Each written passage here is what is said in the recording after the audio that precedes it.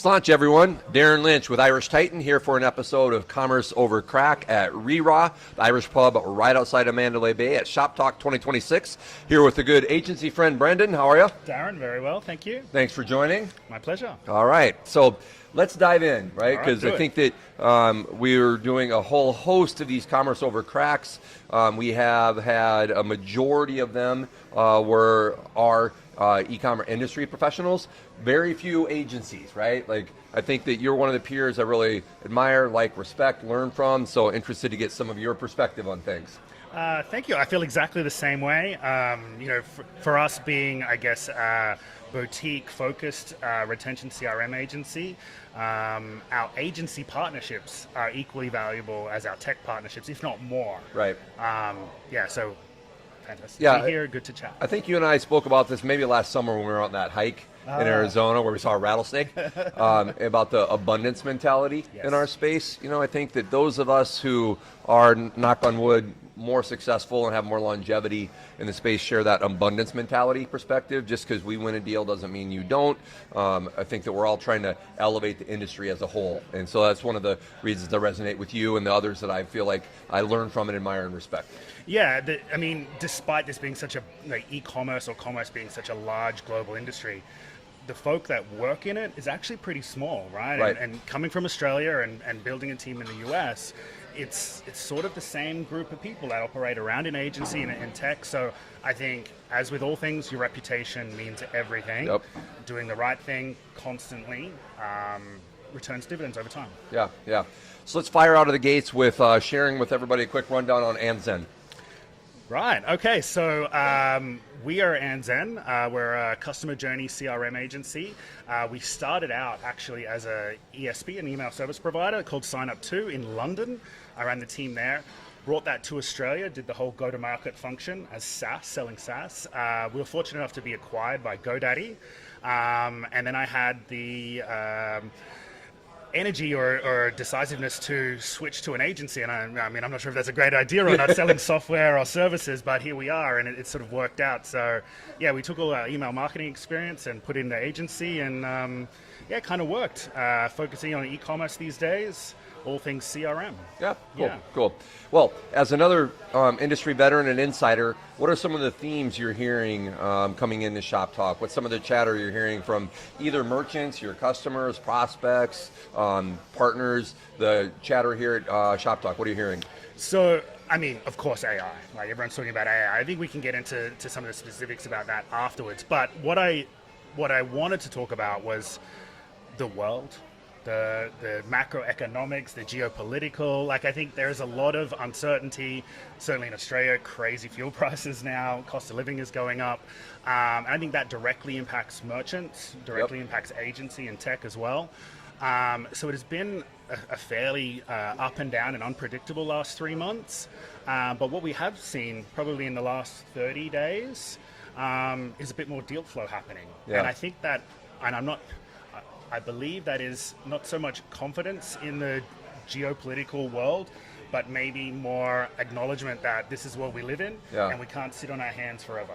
We need to start doing deals, we need to start moving and just adapting.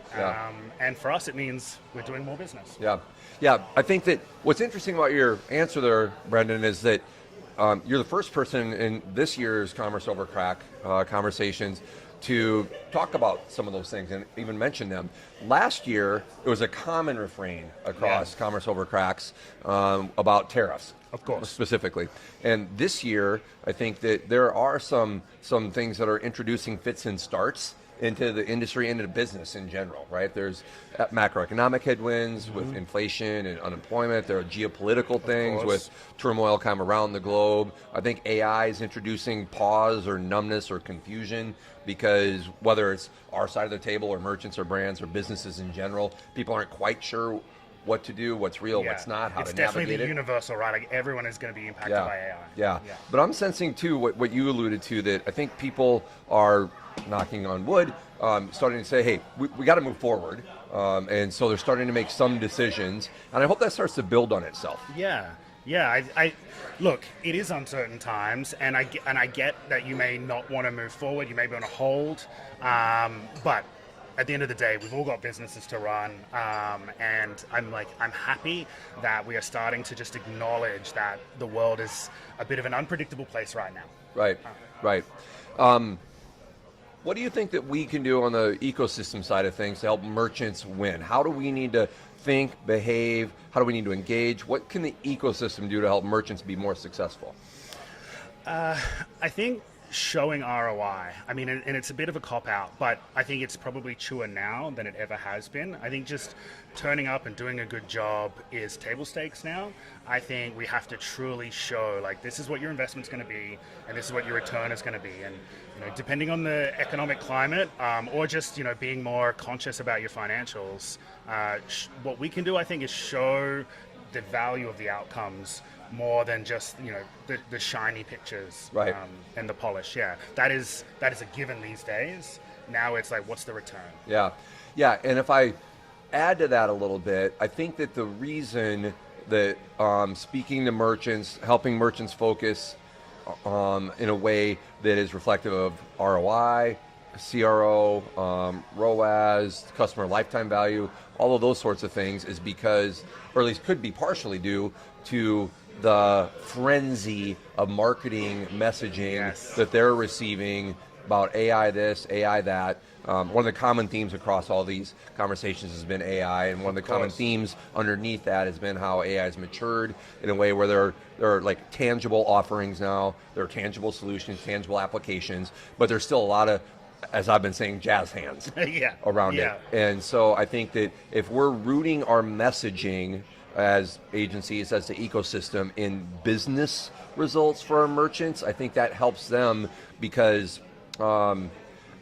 going to tie together, almost lost my top hat, tie together the previous comments you were making about geopolitical and traction maybe building there with what we're talking about right now.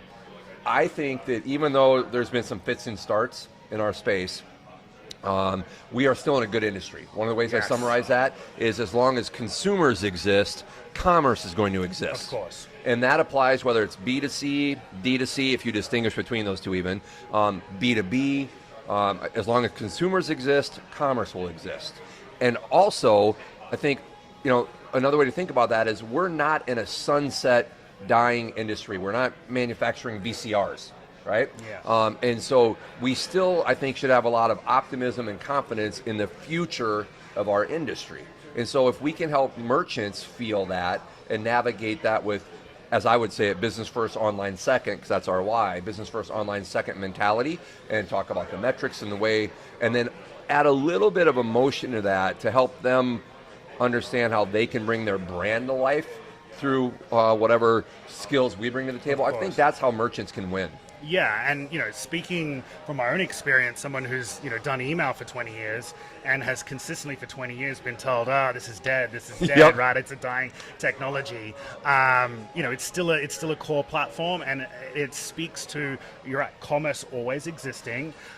Maybe the technology changes, maybe the distribution changes, but the core premise of what we do to help entrepreneurs and businesses sell products, and frankly, consumers buy things because that's what they want. That will always exist. Yeah. The eulogy for email marketing has been written many times and torn up many times. I mean, if it is ever going to be changed now, feels like a lot is changing. But I'm still placing bets. Yeah. Okay. Well, let's start to land the plane on this question. What do you think e-commerce might look like in 3 to 5 years? What shape does it take? I am very bullish on AI, and I think it's going to look completely different. Now, I know there are a lot of false starts with Shopify and ChatGPT and how people might shop, but certainly from our experience as an agency, we can see that there's a lot of appetite for AI and efficiencies, and we are changing our agency dramatically.